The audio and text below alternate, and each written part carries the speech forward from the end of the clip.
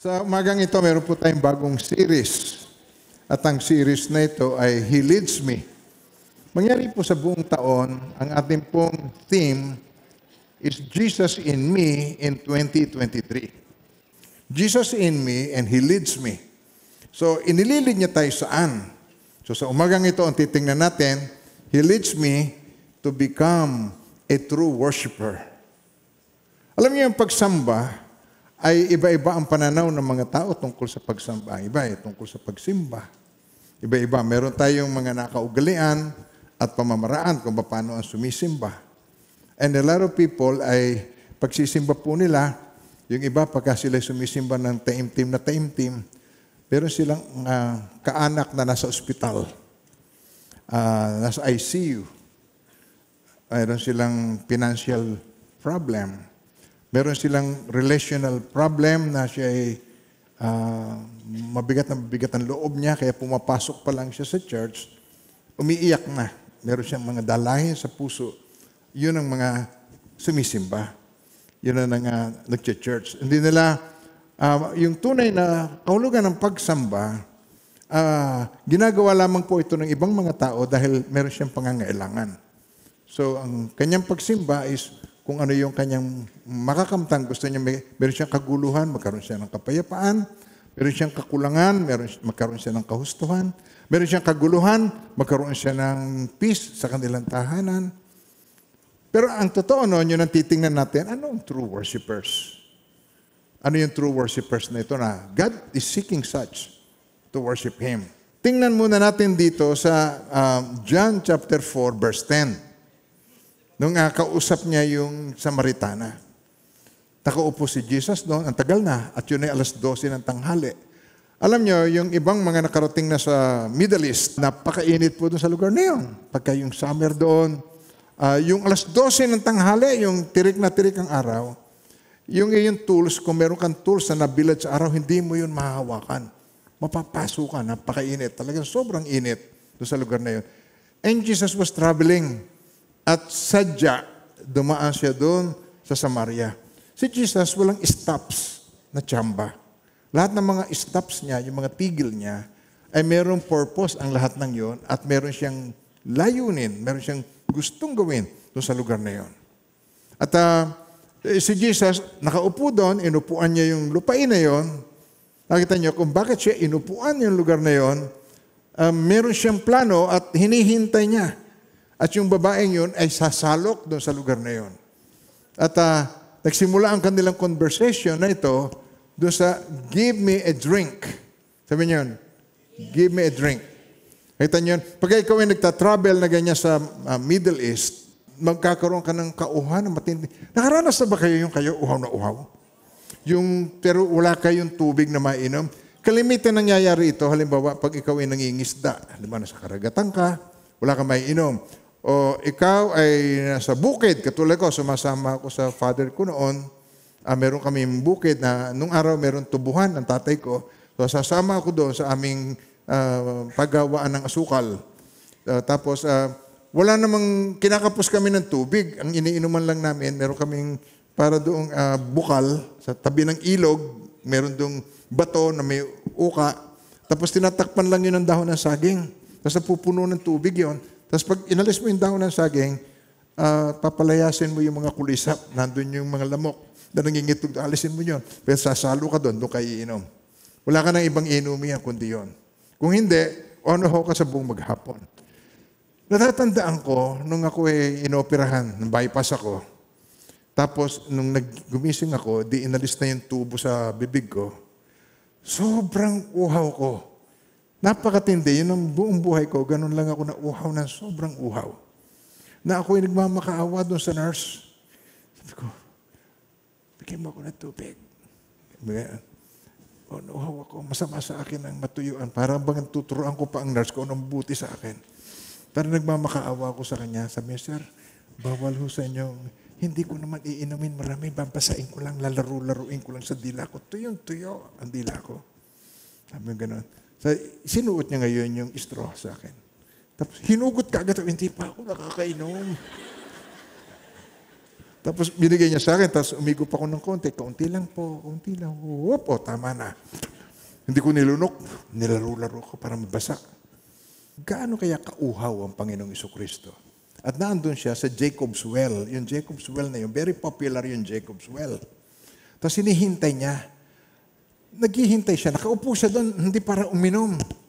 Kasi sabi niya rin sa babae, kung nalalaman mo lang kung sino itong humihingi sa iyo, ikaw ang hihingi sa kanya. Nagigets ba ako doon? Hindi siya napupunta sa isang lugar para siya makikain. Nagpakain nga siya ng 5,000, tatandaan niya. Bukod sa 5,000, nagpakain siya ng 4,000 pagkatapos noon. So, ibig sabihin, hindi siya napupunta para makikain. Hindi siya nandoon para talagang tunay na makiinom. Kasi kaya niya naman yung uminom. Siya nga ang tubig na dalisay, siya mismo. Siya nga ang bukal sa puso ng mga mananaliksik. Kaya sabi niya rito, give me a drink, sabi niya. Give me a drink. Yun ang unang-unang, doon nag-start yung conversation niya dito sa babaeng Samaritana. Sa Tagalog, tinan niyo po, kung nalalaman mo lamang. Okay?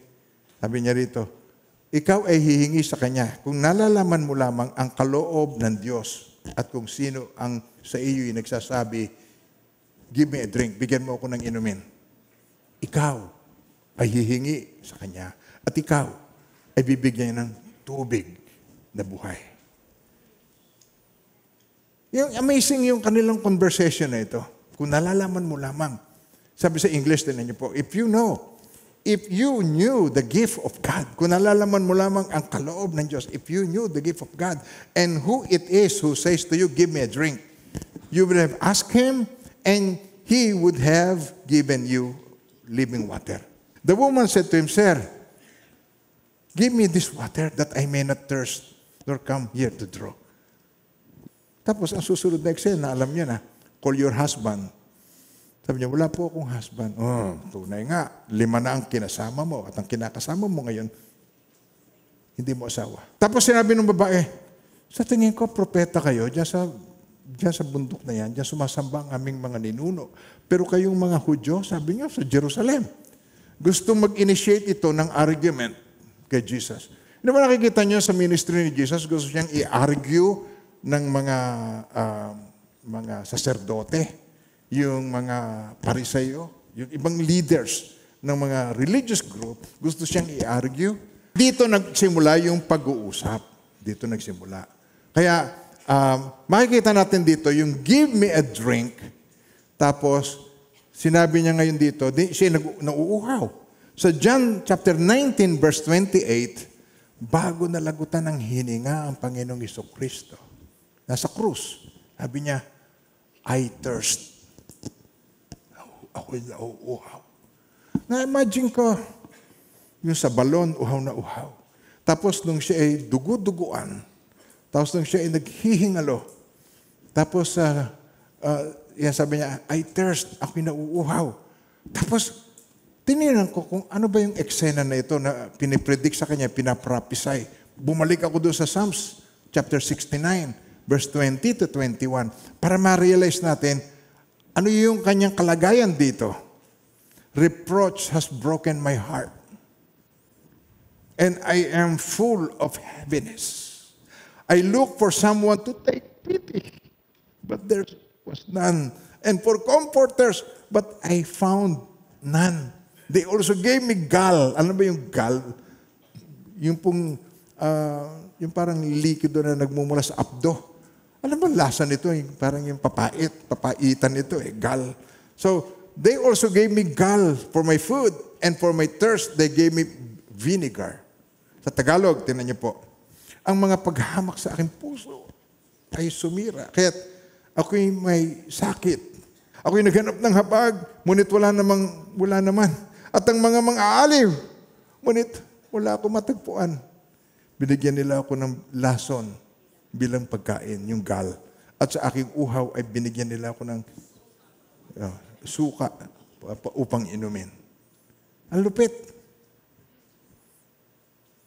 And God is thirsty. Give me a drink. Thirsty saan? Kaya ito yung titingnan natin sa John chapter 4, verse 23 and 24. Thirsty saan? Nauuhaw saan? Sabi niya, but the hour is coming when the true worshipers will worship the Father in spirit and truth, for the Father is seeking. For the Father is seeking. Kayo. For the Father is seeking. Isa pa. Mas malakas po. Seeking such to worship Him. Naghahanap siya ng true worshipers. Sa Tagalog po, ngunit dumarating na ang panahon, ngayon na nga, na mga tunay na sumasamba ay sasamba sa Ama sa Espiritu, small letter. Sa Espiritu at sa katotohanan, small letter, hindi yung Holy Spirit. Sa Espiritu at sa katotohanan, sapagkat itong hinahanap ng Ama sa mga sumasamba sa Kanya. Nauuhaw, nagugutom, naghahanap ang Ama ng mga tunay na sumasamba sa Kanya, who will worship Him, true worshipers, who will worship Him in spirit and in truth. Napakahalagang message. Iba-ibang idea ng mga tao sa pagsamba. Yung iba, pag sumamba, may bato. Tapos yung noo, tatapas sa bato. Ganon. Iba-ibang pagsamba. Tatandaan nyo kayo nung sumasamba. Iba-ibang pagsamba. Hindi pare-pareho ang pananaw ng tao tungkol sa pagsamba. At salamat sa Diyos na tayo iminumulat niya ang hinahanap ng Ama, true worshipers, who will worship Him in spirit, small letter. In spirit and in truth. Sabi rito, God is spirit, capital letter. God is spirit, and those who worship Him must worship in spirit and truth. Hinahanap niya yon, spirit and truth. Meron akong simpleng example nun. Meron po ako yung simpleng example. Kasi wala naman kayo nakikitang santo rito. Wala si Santo Boying, hindi naman. Wala namang santo. Pero ang nakikita ninyo, ang sinasamba natin dito yung invisible God kasi yun ang hinahanap ng Ama. Sabi nga sa Hebrews 11:6, but without faith, it is impossible to please Him. For he who comes to God must believe that He is God and that He is a rewarder of those who diligently seek Him. Seek, hinahanap. So ibig sabihin, hindi mo siya nakikita talaga. Amen po. Amen po tayo doon? At sabi sa verse 1, tinan niyo sa verse 1, now, faith is the substance of things hope for. Umaasam ka. And evidence of things not seen. Hindi nakikita. Palakpakan natin ang Panginoon sa Kanyang presensya. Ipikit ninyo yung mga mata. Ipikit nyo. Palakpakan nyo siya. Yes! Enjoyin nyo ang Kanyang presensya. Woo! Thank you, Father. In spirit and in truth, according to His Word. Pagka truth, walang spirit, we become legalistic. Pagka naman puro spirit, puro emosyon, we become, fanatics.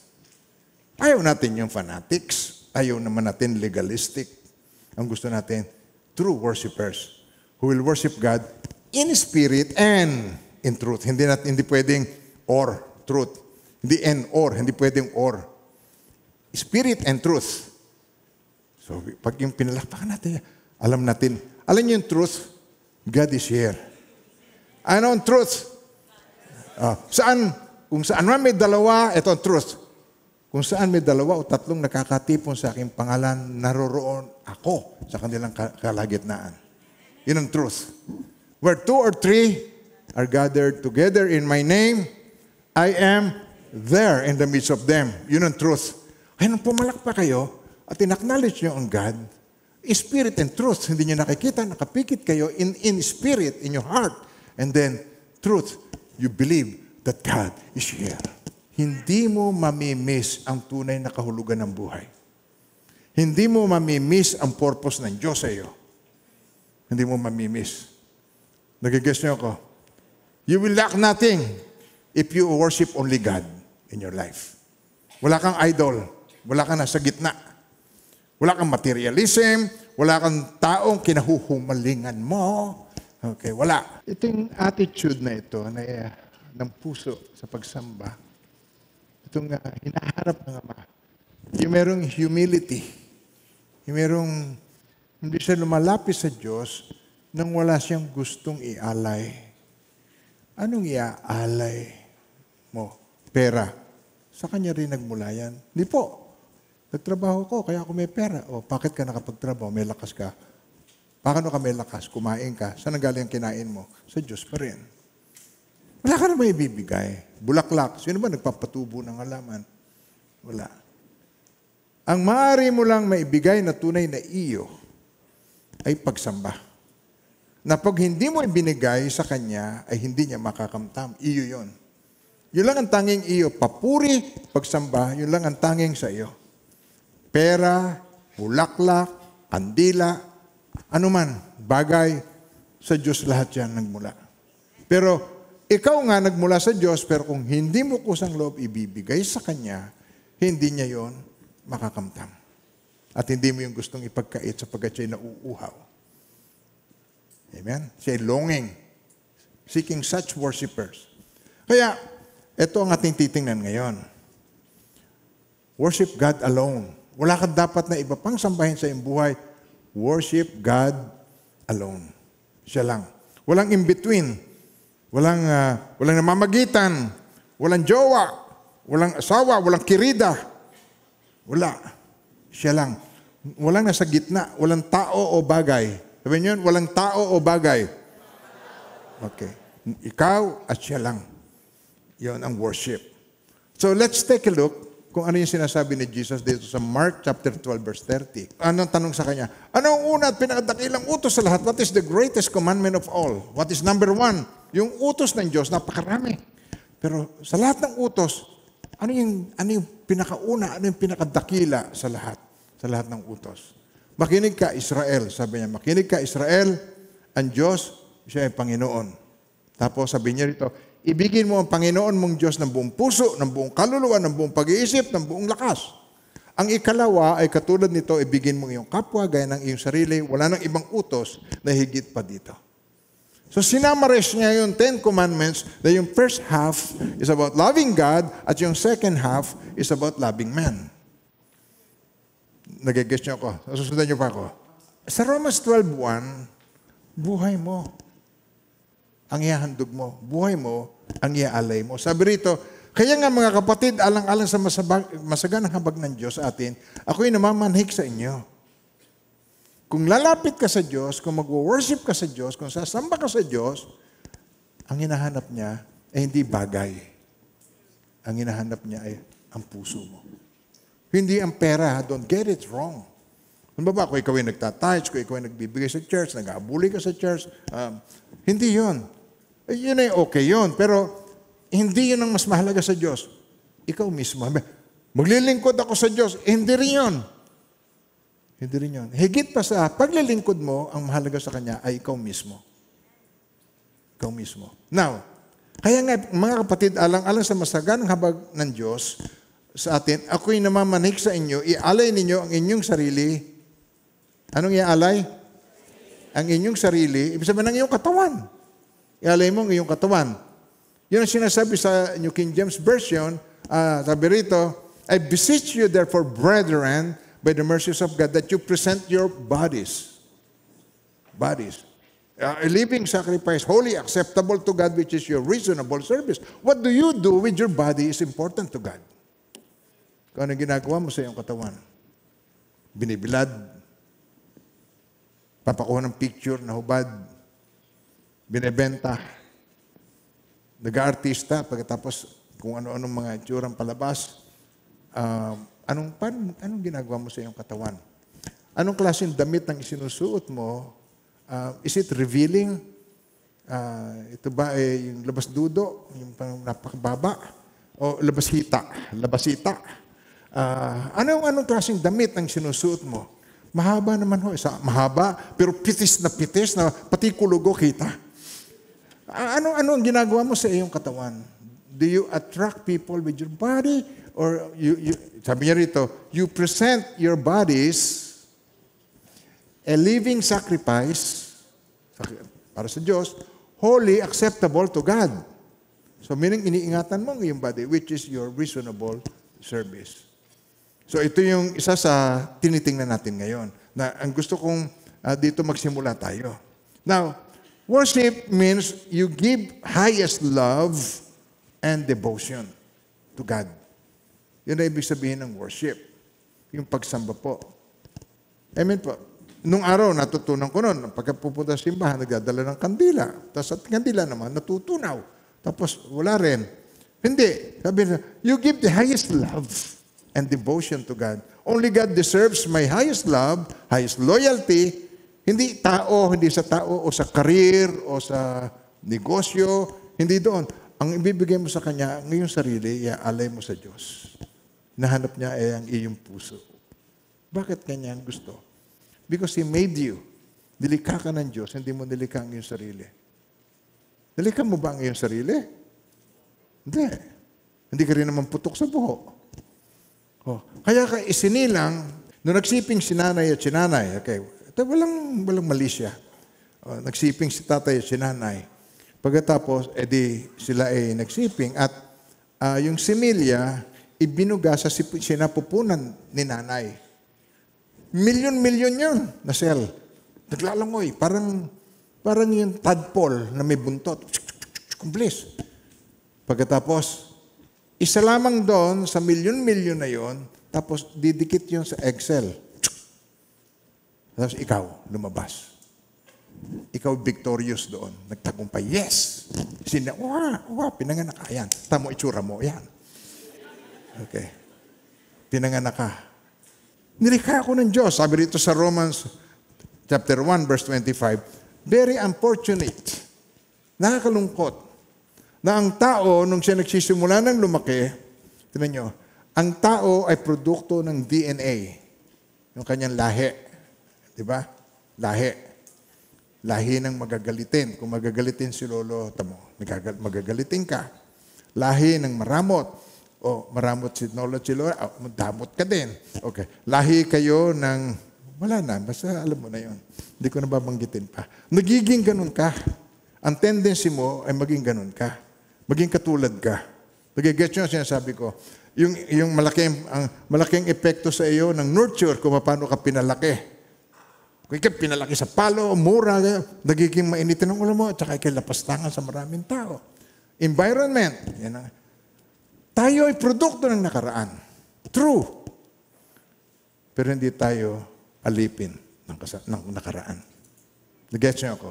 Maya-maya lang titingnan natin yun. Produkto ka ng nakaraan, pero hindi ka alipin ito. Sa kanyang lahat ng kapurihan. Amen po. Kaya dito, very unfortunate, tinalikdan nila ang katotohanan tungkol sa Diyos at pinalitan ng kasinungalingan. Sinamba nila at pinaglingkuran ang nilalang sa halip na ang lumalang kasi ang dapat papurihan magpakailanman. Amen. Sa English, tinan niyo po ito, they exchange the truth about God for a lie. Then, they worship and serve what God has created instead of the Creator Himself who is to be praised forever and ever. Amen. So, nakikita natin dito po na ang pananaw ng tao tungkol sa church o ang pananaw ng tao tungkol sa Diyos, yun ang kailangan maibalik sa atin. Yung pananaw tungkol sa Diyos, ang pananaw tungkol sa pagsamba, mabago. Amen ba tayo doon? Yung mga environmentalist, yung radical environmentalist, they worship trees. Ang tawag nila sa nature, Mother Nature. Sabi niya, Mother Nature. Saan sa Bible mo makikita na ang nature ay Mother Nature? Hindi yan Mother Nature. Pero sinasamba mga puno, sinasamba ang mga pyramids, hanga sila sa mga pyramids. Meron nga dito yung newscaster nung araw merong pyramid Pagkatapos meron kang sambasong tubig sa bahay. Ting! Tapos, pagkatapos ng kaniyang orasyon, iinumin mo yung tubig, mawawala ang sakit ng tiyan mo. Inumin mo yung gagaling ka raw. Sabi rin, ito, yung mga, kung ano-anong pamamaraan ng tao na worship nila yung creation instead of the Creator. Worship yung star, yung mga bituin, yung araw, worship ang buwan, worship ang buwan. Astrology, mga manghuhula, bolang kristal. Si Nostradamus, mas kinikilala kaysa Bible. Tinitingnan nila yung mga ganitong mga bagay na hindi ko ma-comprehend. Sabi kasi sa Bible, in the last days, knowledge would increase. Sobrang knowledgeable ang tao. Kasi sa pamamagitan ng rocket ship, napapapunta nila ito sa buwan. Tapos napapalanding sa buwan. Tapos pag nandun na sa buwan, remote control na, magsisimula na ang video game. Patatakbo, tapos click, click, pupunta, iikot yung robot, click, click. Tapos ipapadala sa Earth. Tapos sasabihin sa inyo, ito ang Mars. Walang Martian. Merong Mars, pero walang Martian. Nakukuha niyo ba sinasabi ko? Sabi sa Bible, knowledge would increase. Paano ang knowledge nag-increase ng ganun, and then people are acting stupid? Sumasamba sa mga ganun, Mother Nature, hindi kinakilala ang Diyos. Nakikita natin dito na ang isipan ng tao talaga ay merong veil at meron tayong problem. Na ang tao mas pinaniniwalaan ang kasinungalingan kaysa sa katotohanan. At ngayong umagang ito, doon tayo magtutuon sa true worshipers na hinahanap ng Ama sa sumasamba sa Kanya, sa Espiritu at sa katotohanan. Amen po. Amen po ba tayo doon? Tinalikdan nila ang katotohanan tungkol sa Diyos, pinalitan ng kasinungalingan, sinamba ang pinaglingkuran ang nilalang sa halip ng mga lumalang na siyang dapat papurihan magpakailanman. Amen. Kaya ayaw ng Diyos na tayo po ay sumamba other than God. Gusto niya, kung sasamba tayo, ang sasambahin natin, Diyos. Ayaw niyang sasambahin natin ay hindi Diyos. Alam niyo kung bakit? Sabi dito sa Psalms 115 verse 8, sinilikha niya tayo, kalarawan niya. Sinilang tayo original. Sabihin niyo nga yan, sa katabi mo, sinilang ako original. Wala kang katulad. Ang iyong thumb mark, ang iyong eye print, isinilang ka original. Alam niyo, maraming tao ay pumapanaw, inililibing copy, carbon copy. Ginaya yung artista, ginaya yung basketballista, ginaya yung mga idol na tinatawag niya. Yun ang ginaya niya. Pero ang gusto ng Diyos, ibalik tayo doon sa original na plano niya sa atin. Sabi niya sa Psalms 115 verse 18 ninyo. Okay, pakibasa po ninyo. Ready? Okay, read. Those who makes them, okay, isa pa. Those who make them are like them. So is everyone who trusts in them. Ang nagtitiwala sa kanila ay nagiging kamukha nila. Okay, nakikita niyo po ang point. Kaya ayaw ng Diyos na ikaw ay sumamba nang hindi siya ang sasambahin mo. Kasi nilikha niya tayo, kalarawan niya, gusto niya ma-enjoy natin ang life. Amen po. So when you put God first in your life, ito ang benefits of worshiping God alone in your life. Ang number one po, it gives you a sense of fulfillment. Fulfilled ang buhay mo. May kaganapan ang buhay. Nakita niyo ba ang tao na kahit gaanong kayaman, walang kaganapan ng buhay? Pag napakaraming pera, maghahanap ito ng diversyon. May inip. Pagka napakaraming pera, pupunta ito sa casino. Pagkatapos, doon yung wawaldasin ng lahat na yan. Pagkatapos ng kanyang kahangalan, bankrupt, mamamatay ito, napakahirap. Babalot na lang sa banig. Ni walang pambili ng kanyang ataol. Nakukuha niyo ba sinasabi ko? Totoo itong sinasabi ko sa inyo. Nanalo sa loto, sinusubaybayan ko. Meron kasing mga grupo na sumusubaybayan doon sa mga nanalo ng loto, mga daan-daang $1 million. Alam niyo, nangyari sa kanila, nagkagulo. Yung isang anak namatay sa accident, yung isang apo niya, niligaro niya ng napakagarang kotse, Lamborghini, na pagkatulin-tulin, doon siya namatay. Parang ibinili siya ng ataol niya na gumugulong. Napakarami namatay sa overdose ng drugs. At yung iba, nag-end up sa jail. Hindi titigil ang kasusugal hanggang sa magkalulon-lulon siya sa sugal at makagawa siya ng krimen at makulong. Hindi ready sa success. Hindi ready mai-handle. At hindi niya na-enjoy ang buhay. Wala siyang fulfillment. Kahit anong meron siya, hindi siya nasisiyahan. Gusto niyo ba magkaroon ng isang buhay na may kasiyahan? Sapagkat kung wala kang kasiyahan, walang kaganapan, ano yun mo ang buhay? Marami kang pera, wala ka namang kasiyahan sa buhay. Hindi fulfilled ang iyong buhay. Nagigets niyo ako? Dahil sa meron kang pinapantayan na iba, may billion ka, hindi mo gusto yung billion, isa lang ang iyong billion. Tapos ang pinatapatan mo, may 100 billion. So kailangan ikaw magkaroon ng 100 billion. Kaya hindi kayo hinto para magkaroon ka ng 100 billion para mapabilang ka doon sa Fortune 500, nasa top ka. Ba't ba ako yung number 5 lang? Kailangan ako yung number 1. Lagi ka nakikipag-compete.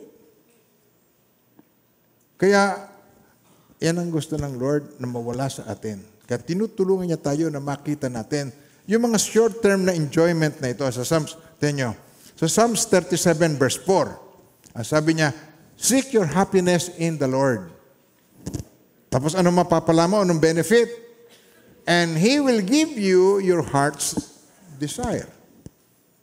Oh, diba? Sa Tagalog, tingnan niyo po. Sa Diyos mo hanapin ang kaligayahan at ang pangarap mo ay iyong makakamtam, yung iyong dream. Pero pag hinanap mo sa iba, madidismaya ka.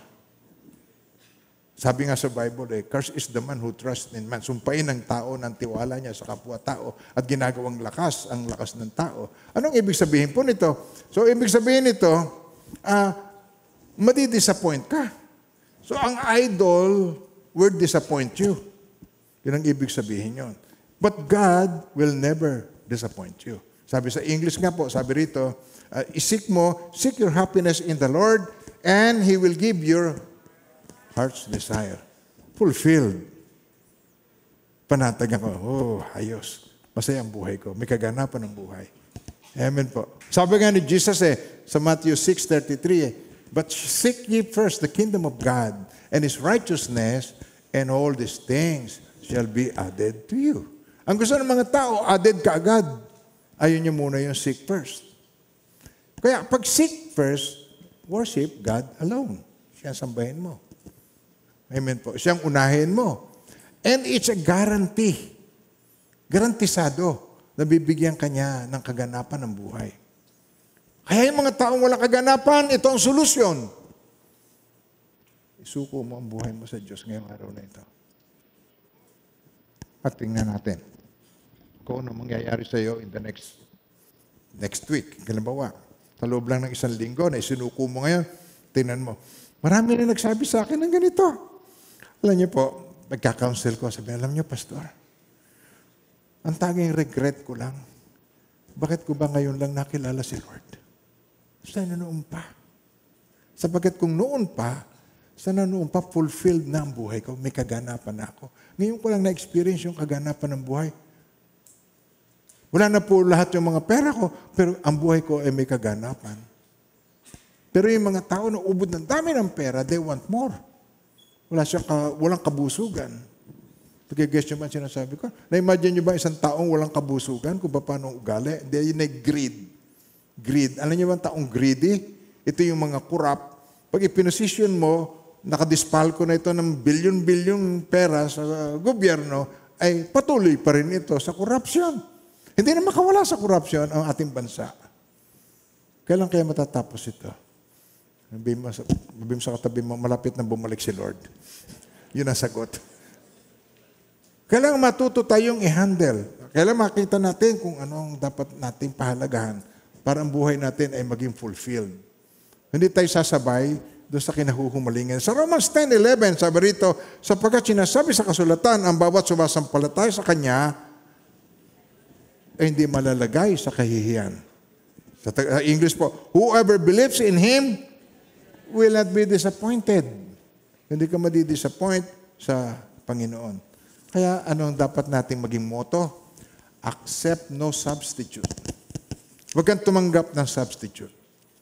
Only God. God alone is to be worshipped. Diyos lamang ang aking sasambahin. Pastor, wala namang kaming santo sa bahay. Wala kaming Diyos-Diyusan, wala kaming kahit ano. Ano ka?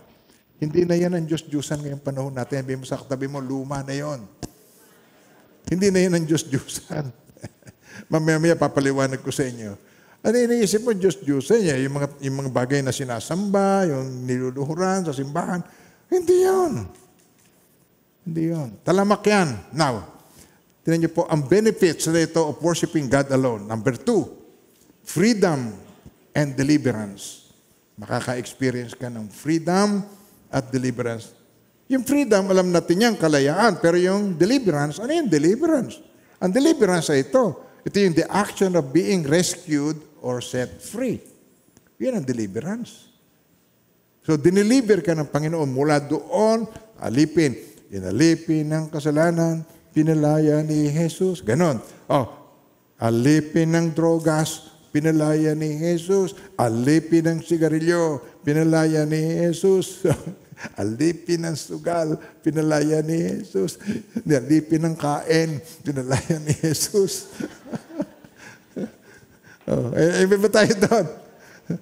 Lagi na lang gutom, lagi na lang kain ng kain sa mga, mga buffet, kain ng kain. Tapos, nasisira naman ang ating pangangatawan.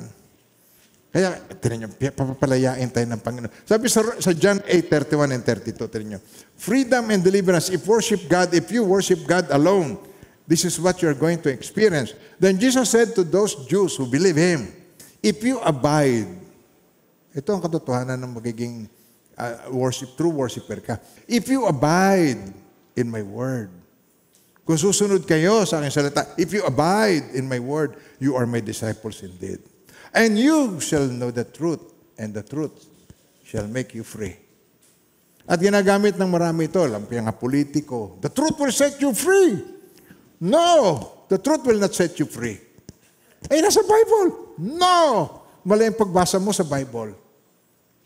Truth will set you free. No way. Kala mo, hindi ba alam mo naman kung anong truth noon pa?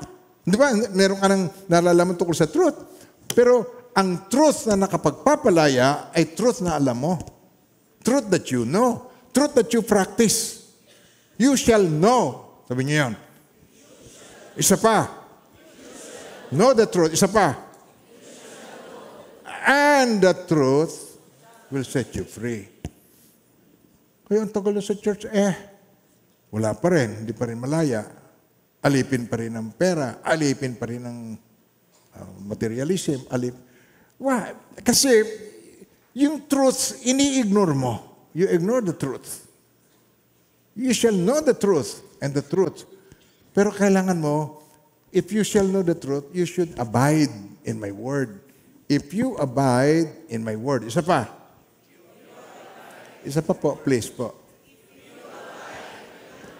You are my disciple. Follower kita, sabi niya. Follower kita.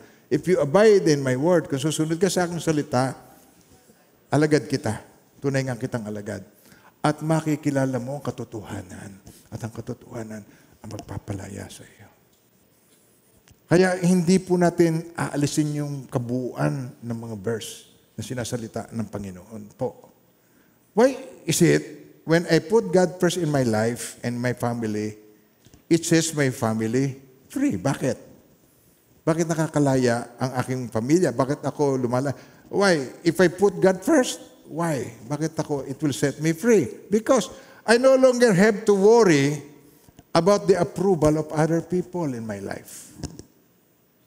Yun po. Ang totoo nun. Hindi ka na mag-aalala ng approval nila. Nakikita niyo ba kung gaano ang pagsisikap ng isang tao sa kanyang isusuot para siya maging komportable ng taong makakakita sa kanya ay merong approval kung ano itsura niya.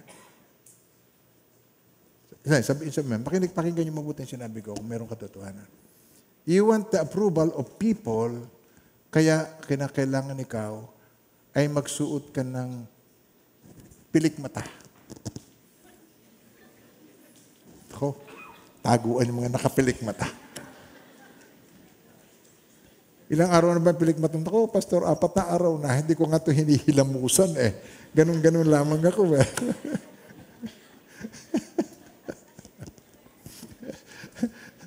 Tignan nyo. I no longer have to worry about the approval of other people. Why? Approved na ako kay Lord. Because I worship God alone. Meron na, dineliver na niya ako. Dineliver na niya ako doon sa pag-aalala ko sa approval ng mga tao. Hindi na ako, relax na ako. Hindi na ako, kailangan ko yung approval ng mga expectation ng tao sa akin. Kailangan, ang kuya mo ay valedictorian. Dapat ikaw, valedictorian. Ha? Ang kuya mo, honor. Kaya ikaw, hindi dapat Vilma. Dapat ikaw honor. Ha? Merong expectation sa iyo. And you have to live by the expectation of people around you. Pero the truth will set you free. If you know the truth will set you free. Tanggap ka ng Panginoon. Kailan tayo tinanggap ni Lord? Nung ikaw ay banal, nung ikaw ay hindi na nagkakasala, o nung makasalanan ka pa? Tama, Romans 5:8, but God demonstrate His love. Tinan niyo po. But God demonstrate His love. Tinan niyo, sabay-sabay, basahin niyo. But God demonstrates His own love toward us in that while we were still sinners, Christ died for us. Tagalog, tinan niyo po. Ngunit pinadama ng Diyos ang kanyang pag-ibig sa atin nang mamatay si Kristo para sa atin. Noong kailan? Kasalanan pa. Hindi niya hinihintay maging perfect ka. Unconditional ang love ni Lord. Hindi ko na kailangan ng approval ng mga tao. Tanggap ako ni Lord. Kahit ako mukhang in-check, kahit ako ganito ang itsura ko, habang tumatanda, nagiging hukot ako. Kaya kailangan straight ako pagkaharap nyo. Pero habang tumatanda, nagiging hukot. Pero tanggap ako ng Diyos. Mahal ako ng Diyos. Mahal ka ng Diyos. Sabi sa katabi mo, mahal ako ng Lord. Namatay siya para sa akin. Tanggap niya ako. He died for me while I was sinner. Namatay siya para sa akin nung ako'y makasalanan pa. Amen po. And it sets me free. Why? Bakit kasi? Because, tinan nyo, I'm set free from my past. Pinalaya niya ako sa aking nakaraan. I've been completely forgiven nung tinanggap mo si Jesus. Kompleto ang pagpapatawad ng Panginoong Jesus sa iyo. Otherwise, hindi ka rin saved. E di sayang lang namatay pa siya. Now, unang-una, dineliver ka niya from your past. Kaya wala ka ng regrets. Tagal mo ng Christian May bitterness ka pa hanggang ngayon. Tagal mo ng Christian, iniinda mo pa yung mga pangyayari noong sinauna. Nakukuha niyo siya. Sabi ko, sinaunang asawa ng iyong asawa. Sinauna. Sinaunang boyfriend ng asawa mo. Lagi ka nilang nabubuhay sa nakaraan. You're moving backwards. Hindi na ngayon. Sapagkat wala ka ng nakaraan na dapat mong pahalagan. Ang nakaraan mo, nilimot na niyo. Your sins and lawless deeds, I remember no more. Nilimot na niya. So, ano ibig sabihin nito? Dineliver ka niya from your past. He sets me free. He sets me free from my present. Pinalaya niya ako sa present. Ano ibig sabihin nito? Yung iyong habits na hindi mo may iwan-iwanan na makalaya. Masturbation, pornography, kung ano-ano. Computer game. Kulaba na ang mata mo sa kaka-computer game. Pero if you focus your worship unto the Lord, palalayain ka niya. Nakatuon ka kung saan-saan, kaya hindi mo maiwasan yon. Pero if you focus on God, papalayain ka niya. Mawawala sa iyo. Tigilan mo na yung hindi nagwo-work sa iyo. Ang pakinggan mo ngayon ay what works for you. God knows what will work for you. Ito yun. He will set you free if you worship God alone in your life. Wala kang idol. Yung computer game, idol yan Idolatry yan. Naghahad lang yan. Sa halip na mag-pray, FB. Sa halip na mag-pray, tunganga. Sa halip na mag-pray, YouTube. Kaya nahad lang yan. At ang anak mo, tinitrain mo doon. Yun ang yaya. Bagong yaya, cellphone. Sabi, anak, daro ka muna dito. So, ang bait-bait ng anak ko, maghapon na. Wala ka kibo-kibo ang anak ko. Daddy, lobat. At saka lang kikibo, lobat na. Yung kay mami naman, ang pahiram mo. So, tinitrain mo na siya na maging katulad mo, na addict sa computer game. addict sa cellphone, addict sa FB. Now, pinalaya ka na doon sa mga habits na hindi mo may break sa buhay mo. Pero kailangan sundin mo siya. Sabi niya, if you abide in my word, you are my disciple indeed, and you shall know the truth will set you free. You need to abide. Kailangan sumunod. Pero kung hindi, edi, this is another Sunday for you. Pero kung pakinggan mo ang message, well, this is not another Sunday for me. Today, I will be delivered. Ngayon, ako ilalaya. Ngayon, ako'y pagpapalain ng Diyos. Baka kamtam ko na ang pinakamimithi ko sa Kanya, pagkakaloob ng Diyos sa iyo ngayon. Amen ba tayo doon?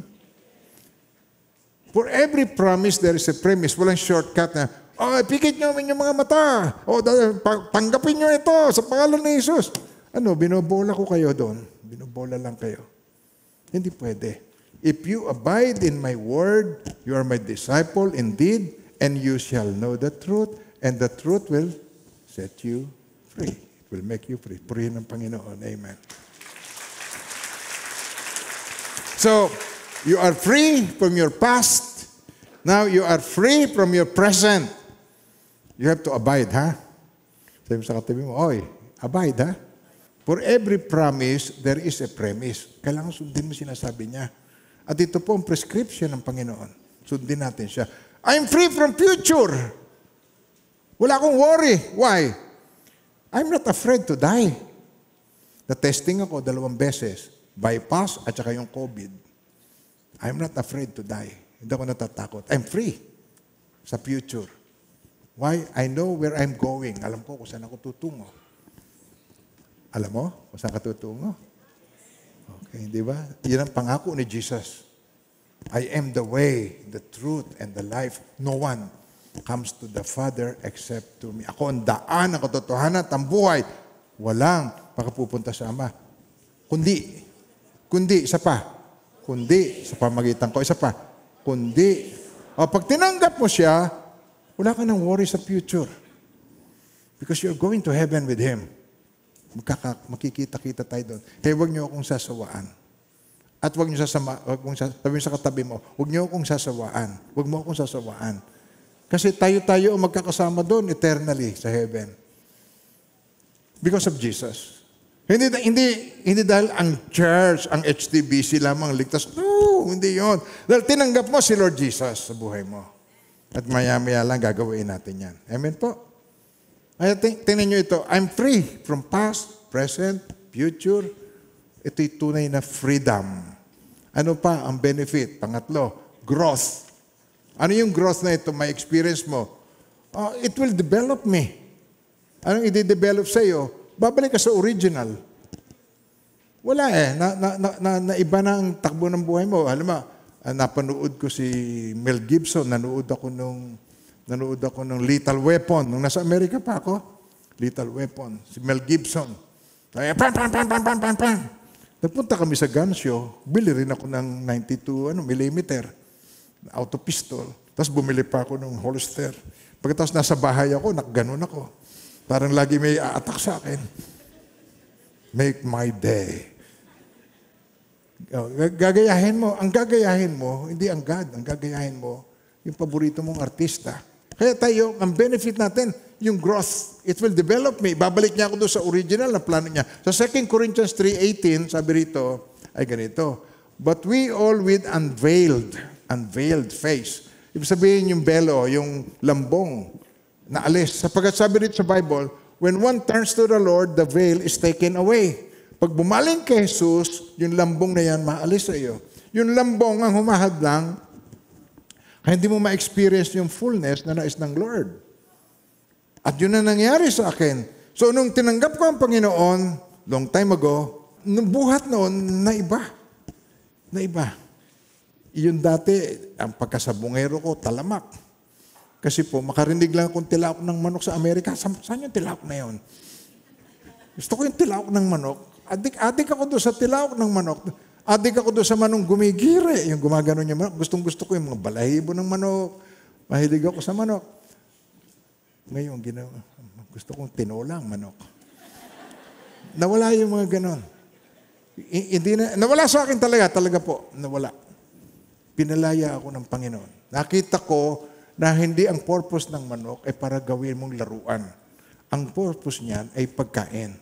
Nakita ko yan. Nakikita niyo ba yan? Sabi ko. Now, sabi rito, at ngayong naalis na ang talakbong sa ating mukha. Okay. Tayong lahat ang nagiging sinag ng kaningningan ng Panginoon at ang kaningningan yon na nagmumula sa kaningningan yon ay nagmumula sa Panginoon na siyang spirit na nasa atin, ang bumabago. Siyang spirito ang bumabago sa ating anyo upang maging lalong maningning hanggang sa maging mistulang larawan niya. Binabago tayo hanggang sa maging katulad tayo ni Jesus. Kaya yan, process. Sabi niyo ngayong word na yan? Process. Nasa proseso. Karamihan sa inyo, nasa proseso. At tayo, ngayong nakita niyo itong kahalagahan ng worship, hindi niyo ito ipagpapalit sa kahit ano. Dahil yun pong aking sinasabi sa inyo, pinapatotoo sa inyo, totoo pong lahat yun. Na ako'y dumaan sa between yung situation ng life and death situation, wala po akong kakambakaba talaga. Pinalaya ako ng Panginoon doon.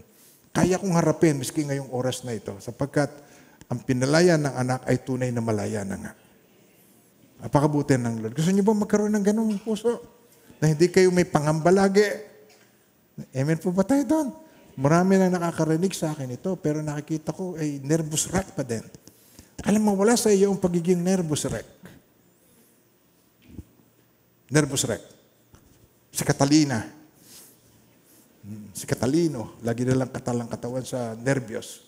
Mawala sa atin yung nervous wreck. Amen po. Dito sa Ephesians 4:13-15, tinan nyo. Okay. Sabi rito, till we all come to the unity of the faith. Okay, sabay-sabay po sa English translation. Till we all come to the unity of the faith and of the knowledge of the Son of God to a, sabi niyo, perfect man. Perfect man. Ibig sabihin ng perfect man, yung hindi ka na magkakamali, hindi yun ang perfect man. Galing ito doon sa salita, sa Greek word na teleu. Nang ibig sabihin ng teleu, matured. Hindi kayong parang bata na sinisiklot-siklot. Yeah, matured. To the measure of the stature of the fullness of Christ. Kaya sa Tagalog ito, magandang interpretation. Tingnan nyo. Sa gayon, tayong lahat ay magkakaisa sa pananampalataya at pagkakilala sa anak ng Diyos at yun yung teleo, magiging ganap, matured. Ang ating pagkatao ay sa pagiging ganap ni Kristo. Hindi tayo matutulad sa mga, hindi tayo matutulad sa mga batang nadadala ng bawat aral. Hindi tayo matutulad sa mga batang nadadala sa bawat aral para sa sasakyan dagat na sinisiklot-siklot ng mga alon na tinatangay ng hangin. Hindi na tayo malilinlang ng mga taong ang hangad ay bulit tayo sa kamalian. Hindi na. Matured, manapay sa pamagitan ng pagsasalita ng katotohanan sa diwa ng pag-ibig, magiging ganap tayo kay Kristo Jesus na siyang ulo, head of the church. Kaya dito po, walang itinataas dito kundi si Jesus. Walang pastor, maski ako. Hindi ako lagi nyo nakikita nagpipreach, hindi po ba? Hindi ako lagi. Hindi sustainable. Sa aking age, sa aking health issue, hindi sustainable. Hindi ko yung magagawa, hindi ko yung magagampanan. Isang araw, titigil sa pagtibok ang puso ko, katulad mo rin. Isang araw, titigil sa pagtibok ang puso mo, hihiwalay ang kaluluwa mo, taharap tayo sa Diyos at magsusulit tayo sa Kanya. Sa ating mga ginawa, mabuti man o masama. Pahalagahan natin ang bawat meeting natin na katulad nito. Amen po. Amen. Okay, now, tinan nyo. Tuloy natin po ang ating pinag-uusapan. Okay. Magiging ganap tayo hanggang sa tayo maging misturan si Kristo. As the Spirit of the Lord works with us, we become more and more like Jesus Christ. We become like Him. Habang ang Espiritu ng Diyos kumikilos sa ating buhay. Kaya ayaw niya tayo sumamba sa idol, ayaw niya i-focus natin sa ibang bagay. Tingnan nyo, bigyan ko kayo ng example. Ito malinaw na example. Pag ikaw ay mahal na mahal mo ang pera, nabubuyo ka sa pera, ano ka magiging mukha? Kamukhang ano? Mukhang pera. Okay. O sa English, materialistic. Pero sa atin, mukhang atik. Na nabubuyo ka. Masyado kang, mahal mo ang pera, mukhang pera.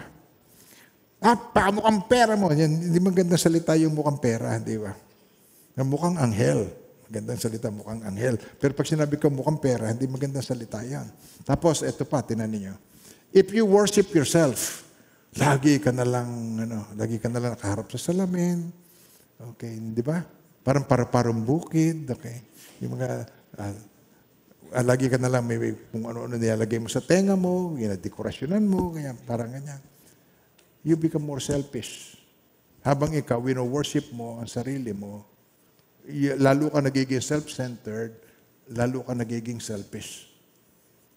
Lagi ang sarili mong iniisip mo, hindi ako kinibo, hindi man lang ako pinansin, hindi man lang ako in-acknowledge, gano'n. Self-centered, nagiging lalo kang selfish. Nagigess niyo ako. Hamantalang ang tinuturo ng Panginoong Jesucristo ay maging unselfish tayo. Huwag tayong tuon sa sarili. Ialay nga natin ang ating sarili. Yun ang tinuturo niya sa atin. If you worship Christ, ano mangyayari? If you worship Christ and you love Christ, ano mangyayari? You become like Him. Yun ang gusto ng Lord na ikaw ay maging. Ang idols ay kung ano yung nasa pagitan mo at ng Diyos. Yun ang idol. It could be tao o bagay na nasa pagitan mo. Nagigets niyo ako? Hindi na yan. Ngayon katulad nung araw, ang mga idol ay yari sa metal, yung inuukit nila. Marintanso, mga inuukit metal. Ngayon, hindi na metal ang mga idols. Mental. Mental. Idol. Mental. Yung mentality. Ano ang bumubuo sa isip mo kung ano ang Diyos? Alam niyo yung mga atheist, binasa ko yung ibang mga libro ng mga tungkol sa mga atheist, yung mga hindi kumikilala sa Diyos. Yung mga hindi kumikilala sa Diyos na alam ninyo, hindi yun atheist, yun ay mangmang lang. Hindi lang niya alam. Pero ang tinutukoy kong atheist, alam niya yung difference. Alam niya ang Bible din at alam niyang ipaliwanag at sila ay great philosopher. Yung mga atheist na tinutukoy ko. Now, itong mga atheist na ito, kaya sila naging ganon dahil ang image niya tungkol sa Diyos ay katulad ng kanyang ama. Malupit na ama. Tyrant ang kanyang tatay. Lagi na lang hahalibasin ka ng pamalo. Lagi na lang ang gusto'y saktan ka. Lagi ang gusto'y murahin ka. Uutusan ka, alimurain ka. Yon. At kung minsan, mayroong mga parents na ganito po. Yung ang anak ay straight A. Tapos biglang nagkaroon ng isang B. Straight lahat o, straight A. Tapos mayroong B. Anak, bakit ka nagkaganyan? Para ba yung isinilang ka sa mundong ito, laging tuwa ko sa iyo. Pero ngayon, wala kang straight A, B ka na. Nagigets yung sinasabi ko. Wala nang, hindi mo mapasaya. Isang magulang na hindi mo mapasaya kahit anong gawin mo. It's a lot of pressure sa bata. Amen po. Alam niyo bang original na tao? Pag 7% ng utak mo gumagana, genius ka pala. Ha? So, ano nangyari sa 93? Yun, doon nabobo ang tao sa kasalanan. Nakita niyo ba kung gano'ng kabobo ang tao dahil sa mga kasalanan? Nabobo ang tao dahil sa sin. Nakita niyo yung mga dating patapon ng buhay tapos kumilala sa Diyos? Mga milyonaryo ngayon yun dito sa church. Nakita nila kung paano talaga ang buhay. Pero nananatili ka sa kamangmangan nang wala ang liwanag sa iyo. Ang liwanag ay sa Diyos nagbumula. Ako ang ilaw na sanlibutan.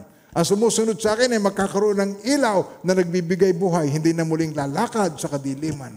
Yan ang sabi ni Jesus. Pag si Jesus, nag-focus ka sa God, kinilala mo siya, maliliwanagan ka. Mawawala na sa iyo yung mga kaisipan mo na immature. Mawawala na yun. Babalik ka doon sa original. Nagigess niya sabi ko, tatalino ka sa pagdedesisyon. Maunawaan mo.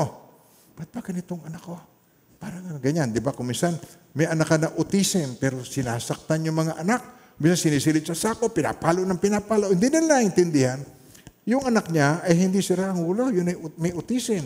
May diferensya lang siya na, hindi naman diferensya, kundi iba lang ang pag-work ng kanyang utak, mabilis masyado ang utak niya. Nauunawaan mo ang kapwa mo, mauunawaan mo ang mga tao sa paligid mo. Mauunawaan mo yung mga pagkakamali nila. Magkakaroon ka ng forgiveness, magkakaroon ka ng acceptance without approval. Hindi ka mahihirapang magpatawad. Yung iyong pagiging bitter sa isang tao, mawawala. Mauunawaan mo. Matatanggap mo nang hindi mo inaaprubahan ang masama niyang gawa, hindi mo aprubahan, pero matatanggap mo siya. Mababati mo sa church, nandito ka na pala, hindi ka rito. Nahiya ko sa iyo. Kalimutan mo na yon, nakaraan na yon. At katabi mo na siya ngayon. Okay, magkaibigan na kayo ngayon. Magkakapatiran na kayo ngayon. Magkikita tayo sa lahat sa langit, magkakasama tayo. Amen ba tayo doon, mga minamahal ng Panginoon? Pagkat kay Jesus ka tumingin, pagkat sa Kanya ka nag-focus, tinan niyo. Yun ang reason kung bakit siya ay nagkatawang tao, para ipakilala sa atin ang Diyos. Because no one has seen God at any time. Yun ang sabi po sa Bible, sa John, tatandaan niyo yan, sa John 1:18, no one has seen God at any time. Okay, tinan niyo. And the only begotten Son who is in the bosom of the Father, ano ginawa niya? He has declared Him. Kaya mula kay Jesus, makikilala natin kung sino ang Diyos. Sabi niya, if you have seen me, sabi ni Philip, show us the Father. Sabi niya, Philip, di yata't hindi mo pa ako nakikilala. Tagal mo na akong kasama. Ikaw ba'y isa pa sa mga tropa ng diyatat? Hindi mo pa nakikilala kung sino ang Diyos. Sabi niya, if you have seen me, you have seen the Father. Kung nakita mo na ako, nakita mo ang Ama. Ako at ang Ama ay isa. Ang problema, hindi natin tinitingnan si Jesus kung sino talaga siya. Tinitingnan natin siya on the point of view na meron tayong idol o meron tayong reference sa mind natin kung anong dapat ang Diyos. Hindi mo tingnan kung ano talaga yung tunay na Diyos. Hindi ka ma-deliver sa bitterness. Hindi ka ma-deliver sa comparison. Kinukumpare mo ang buhay mo sa iba. Hindi ka ma-deliver doon. Hindi mo ma-enjoy of what you have. Lagi ka na lang may inggit. Mabuti pa siya. Sana all. Di ba? Tatandaan niyo, sana all. Now, sa Colossians 1:15, si Kristo ang larawan ng Diyos na kayo, basahin na niyo. Okay, ready, read, please. Si Kristo ang larawan ng Diyos na di nakikita. At siya'y may kapangyarihan sa lahat ng nilikha. Si Jesus ay hindi lamang siya si bro. Kasi yung iba sabi, bro. Si Brad. Si bro. Hindi siya si bro, hindi siya si Brad. He is God. Nag-guess niyo, sinasabi ko. Pag hindi mo siya kinala kung sino siya, doon ka naliligaw. Doon mo namimiss yung kanyang pagpapalaya. Hindi mo namimiss mo yung mga benefits. Ito, growth na itong pinag-uusapan natin. Okay? So, if you want to know who He is, you have to look at Jesus. At ganito, masasettle mo yung issue.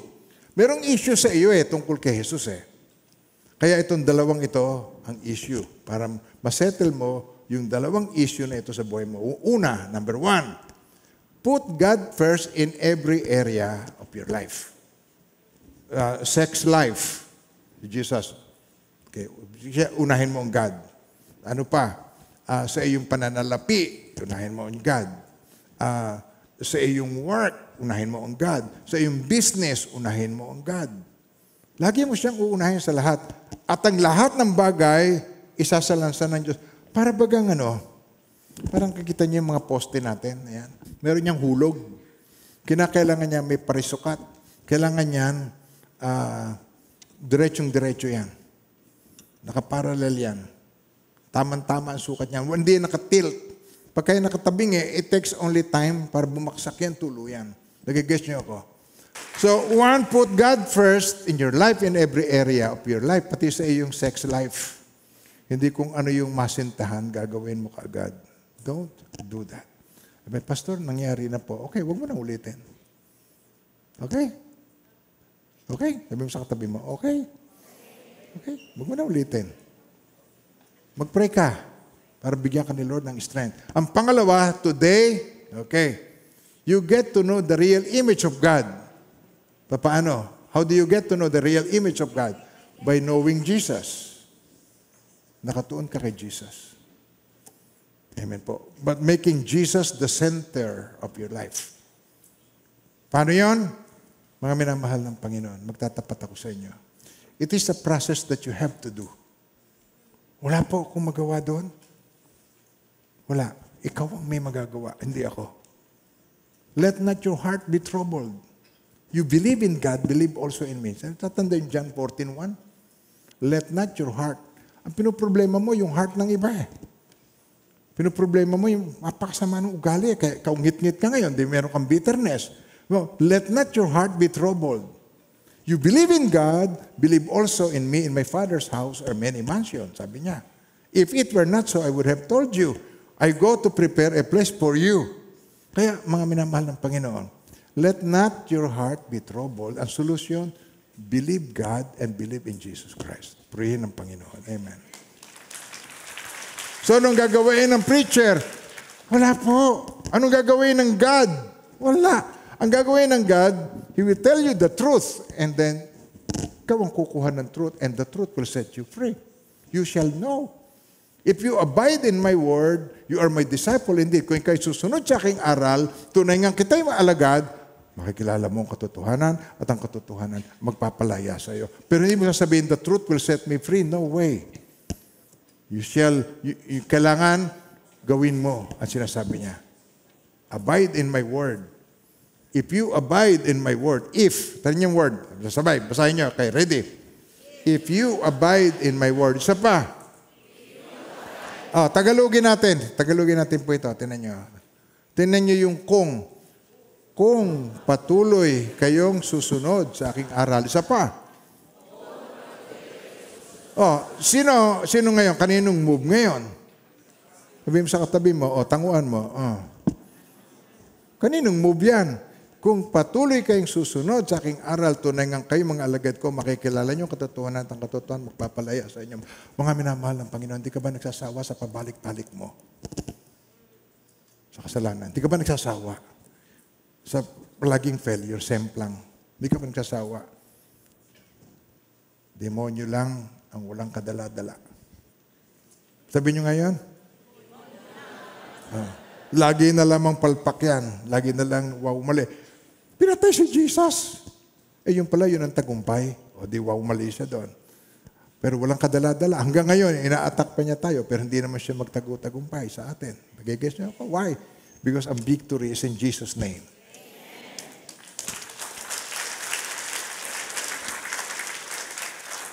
Walang magical. Hanaping tampay. Paglabas nyo rito, okay na kayo. No. Hindi pwedeng hindi tayo susunod. Hindi pwedeng hindi natin gagawin. If you abide in my word, you are my disciples indeed, and you shall know the truth. The truth will set you free. Amen po. So, anong kailangan natin ngayon? Si Jesus. I-accept mo si Jesus. Amen. Anong kailangan ngayon? Gawin mo si Jesus number 1. Panginoon at tagapagligtas at hari ng iyong buhay, number 1. So, manalangin tayo.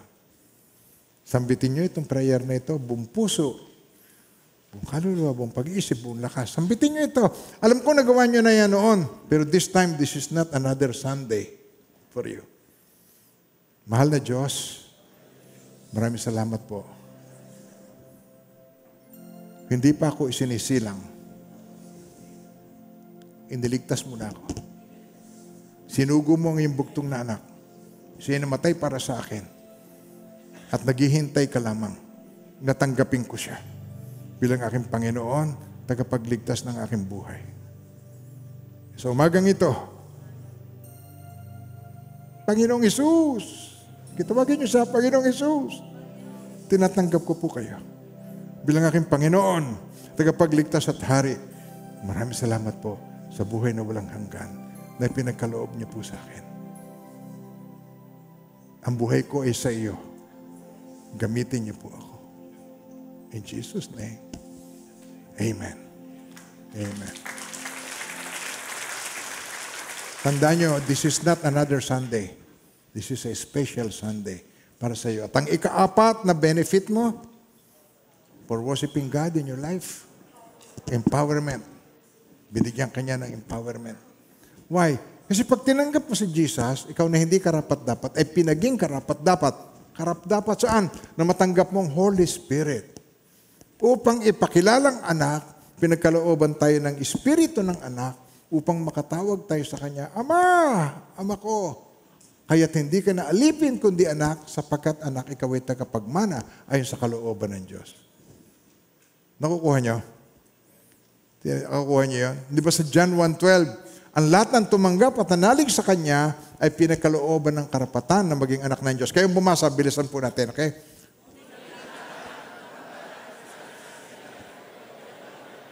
Karapatan. Ang karapatan sa batas, iba ang karapatan. Right. As many as receive Him, to them He gave the right to become children of God. To become. So ngayon, yung kasalanan natin, pinawi. Ang kasalanan natin, inako ni Jesus. Ang kasalanan natin, tayo tinubos sa ating mga kasalanan. Sa halip na tayo, ang kasalanan natin napapunta kay Jesus. At ang kabanalan niya, siyang napapunta sa atin. Amen po. Ginawa ng Diyos ang hindi nagawa ng kautusan dahil sa ating likas na kahinaan. Sinugo niya ang kanyang anak sa anyo ng taong makasalanan at sa anyong yon, hinatulan niya ang kasalanan. Sabay-sabay, kayong bumasa. Ginawa ng Diyos ang hindi nagawa ng kautusan dahil sa ating likas na kahinaan. Okay. Sinugo ng Diyos, sabay-sabay, ang kanyang sariling anak sa anyo ng taong makasalanan, sa anyong yon, inatulan niya ang kasalanan. Na-release na tayo. Kung hinatulan na, sino pang hahatulan? Kaya tayo malaya. Ako'y malaya na. Amen po. Mga minamahal ng Panginoon. At nagsimula ang lahat ng ito nung isinuko ang buhay kay Jesus. Kaya gusto ng Panginoon yung si Jesus, tanggapin mo bilang Panginoon at tagapagligtas. At hindi salita lang. Panginoon at tagapagligtas. Totoong Panginoon mo siya. Ang pagsuko ang simula ng lahat. Tulad ng halimbawa, isang example ko, tinan niyo halimbawang ito. Si Mary, hindi siya naging nanay ni Jesus dahil siya maganda. Hindi siya naging nanay ni Jesus dahil siya isang mabait. Marami namang mabait nung panahon yun. Ba't hindi ginawang nanay ni Jesus? Ginawa siyang nanay ni Jesus sapagkat siya ay, tinan niyo ang kanyang kalooban.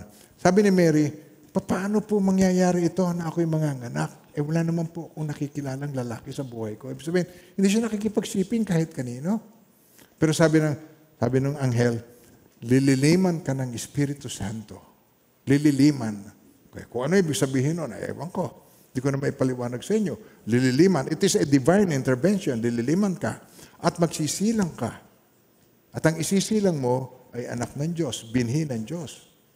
Now, etong sagot ni Mary nung marinig niya yon. And Mary said, sabi niya, ako'y alipin ng Panginoon. Mangyari sa akin ang iyong sinabi. At nilisan siya ng anghel. Sa English translation, sabi niya, let it be to me according to your word. Isa pa. That is a word of surrender. Let it be to me according to your word. Mga minamahal ng Panginoon, ganyan din ang nangyari sa akin. Marami akong tinalikuran sa aking buhay. Nung ako nasa Amerika, nagtatrabaho ko as accountant, may bahay kami doon. Tinalikuran ko lahat yun. Pati yung bahay kasi po, hindi namin ba ibebenta nung panahon yun, kaya nawala lang sa amin. Pero napakabuti ng Panginoon. Meron na kaming bahay uli ngayon na tinitirhan. Ang Panginoon ay hindi nagsasayang ng buhay. Sabihin nyo nga yun. Always remember that God does not waste life.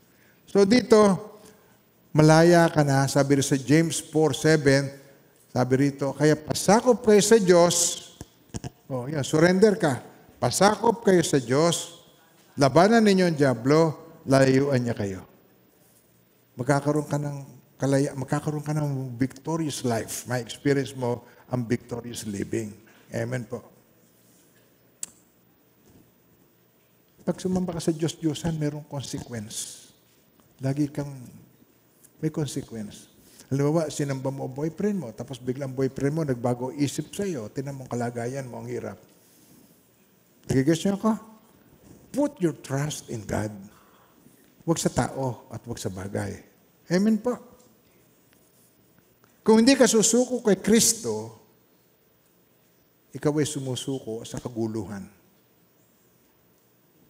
Kasi susuko ka rin. Alam niyo, Yung, tinan nyo, ang nangyayari sa mga tao. Kahit anong gawin, tinan nyo, nagpapasakop tayo sa kung saan. Nagpapasakop ka, diba, sa opinion ng iba. Katulad, halimbawa mo, kung yung panahon ko, nung teenager ako, nung 1950s, 1960s, yung iba sa inyo, di pa pinapanganak noon. Pagkatapos magtitinda ka ng pantalong sira, abay, katakot-takot na mura nga abutin mo doon sa nabili. May bagong binibili ko yung brand niya, pinagbibenta mo ako ng basahan. O ngayon, apakaganda naman ang pagkakapunit nito. Sa may puwitan, sa may harapan, napakaganda ng pagkakapunit nito. Tinan yung takbo ng, ito ang hindi ko makomprehend. Paano yung katatalinong tao sa ating kapanahon ngayon ay umaakto ng parang may katangahan. Di ba? Amen po ba tayo, mga minamahal ng Panginoon? Kaya, opinion. Kasi yun ang opinion eh. Opinion na nung kanyang nag-design, yung designer. Opinion. So, tinanggap mo yun, nagpaalipin ka, nagpasakop ka doon sa opinion. Nagpasakop ka sa expectation. Iba-ibang may expectation sa iyo. Ang kuya mo, valedictorian, dapat ikaw, gano'n. Halos masiraan ka ng bayit. Kasi hindi naman kayo pareho at hindi pareho level ng inyong intellect. Sabihin mo nga sa katabi mo, hindi pare-pareho level ng intellect natin. Hindi pare-pareho. Hindi ako ang pinakamatalino sa ating grupo. Hindi po. Nagkataon ako ginamit ng Lord, pero hindi ako ang pinakamatalino. Pwedeng magamit din po kayo. Kaya lamang, ako po ang tinawag niya para mga siwa. Isang privilege to be a senior pastor of this church. Pagka hindi ka magpapasakop ka rin sa pera. Pag nagkaroon ka ng pasakop ka sa pera, magninegosyo ka ng patubuan ng pera, tapos pag hindi nakabayad sa iyo, magmumukha kang pera kasi aawayin mo siya dahil sa pera, magsasabunutan kayo dahil sa pera, hindi maganda. Amen po. Hindi maganda. Nawawala na yung pag-ibig, nawawala na yung pagpahalaga mo, wala na yung pagtulong mo sa kapwa. Nawawala na. Ikaw ay masasakop ng hinanakit at nakapanghihina ang sakit, kaya yun ay hinanakit. Magkakaroon ka ng hinanakit sa puso mo. Matagal na. Puti na buhok mo, may hinanakit ka pa. Hoy, huwag kang bawian ng buhay ng ganyan, ha? Masama yun. Sabi mo yun, sa katabi mo, masama yun. Huwag kang babawian ng buhay na ikaw ay may mga hinanakit. Alisin mo yan. Ang pagpapatawad ay hindi para sa pinatawad mo. Ang pagpapatawad ay para sa iyo. Tignan mo yung tsura mo. Dahil di ka makapagpatawad.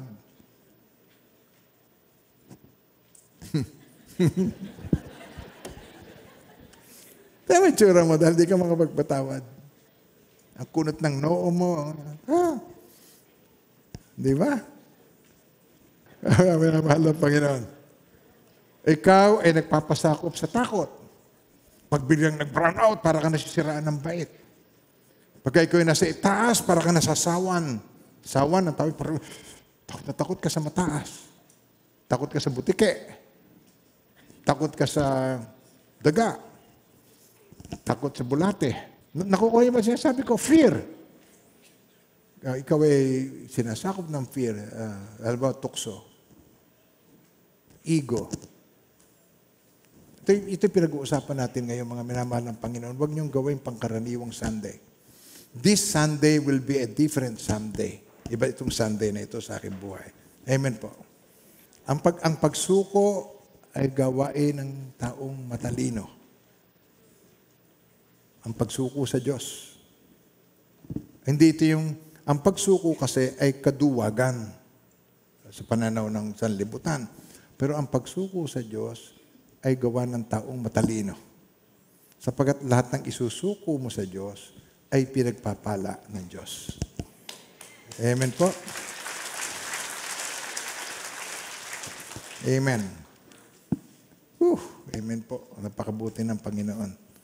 At ang pagsamba ay hindi tungkol sa iyo. Ang pagsamba ay tungkol sa Diyos na lumikha sa atin. At ang pagsamba ay alay para sa Kanya. Sabi rito po sa 1 Corinthians 15:31, Di alam ko, na-encourage na kayo. Gusto kong sumurrender kay Lord.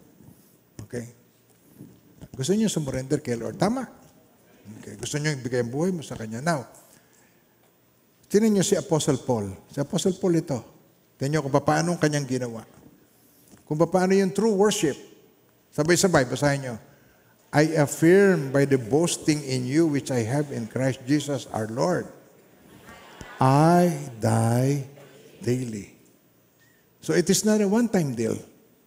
Sa Tagalog, tinan ninyo, ako'y namamatay araw-araw, mga kapatid. Iyon ay kasing tiyak ng aking pagmamapuri sa inyo, sa iyo.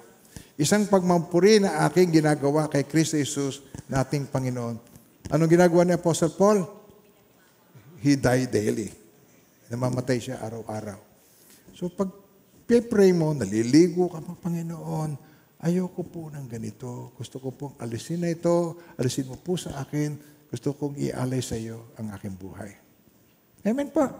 Luke 9:23. Sinabi ni Jesus sa kanilang lahat. Sinabi ni Jesus sa lahat. Ano sinabi niya sa lahat? Kung ibig ninyo mang sumunod sa akin, sabi niya, anong unang gagawin? Limutin niya ang ukol sa kanyang sarili. Isa pa.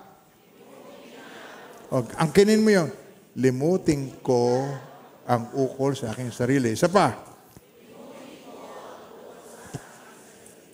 Pasanin araw-araw ang kanyang krus. Papasanin ko araw-araw ang aking krus. Anong aking krus? Yun ang ministry mo. Pasanin ko araw-araw ang aking krus. Tapos, at sumunod sa Kanya. Amen po. Ulitin ko ulit. Always remember, God does not waste life. Siya ay pro-life. I have come that they may have life and that they may have it more abundantly. To God be the glory. Amen. Tigilan nyo na yung focus sa sin. Kasi po, hindi ko na gagawin to. Hindi na ako gagawa ng ganito. Lalo mo yung magagawa. Mag-focus ka doon sa tagapagligtas. Focus ka kay Jesus. Amen po. Tandaan natin, tandaan nyo ito, bago tayo maghiwa-hiwalay. Ang tao ay napupunta sa impyerno hindi dahil sa kanyang kasalanan. Kaya siya napunta sa impyerno dahil sa kanyang unbelief kay Jesus. Yun lang. Bago siya nalagutan ng hininga, sabi niya, Ama, patawarin niyo po sila, hindi lang nila nalalaman ang kanilang ginagawa. Ang kailangan lang natin tanggapin si Jesus. Manatili sa Kanya hanggang wakas. Sapagkat siya ang tagapagligtas, ang kordero ng Diyos na nag-aalis ng kasalanan sa libutan. At hindi lang yun, siya ilaw. Kaya pag tayo nakatuon sa Kanya, marami tayong benefits, yung aking mga binanggit. At pati po yung ating kamatayan, we die daily, araw-araw. I-renounce mo yun, i-reject mo yun. Sabi mo, Lord, ayoko po magkaganito. Ayoko pong manatili ako sa ganitong buhay hanggang sa muling pagbabalik mo, hanggang sa ako'y bawian ng buhay, ganito pa rin ako. Gusto ko ma-deliver ako. Amen po. Tanggapin niyo po itong mga pagpapalang ito ng Panginoon sa inyo. Hindi ko man alam ang detalye, pero alam ni Lord. Kaya pag sinabi kong tanggapin po ninyo, buong puso, kung ano yung need ninyo, kung ano yung pangangailangan ninyo. And now, may the Lord God bless you and keep you. And may His face so shine upon each one of you and be gracious to you. His countenance be upon you and bring you peace in the name of the Father and of the Son and of the Holy Spirit. In Jesus' mighty name. Amen and amen. Kasama po natin ang Panginoon sa ating pagwahiwalay. Hindi niya tayo iniiwan, ipinababayaan man.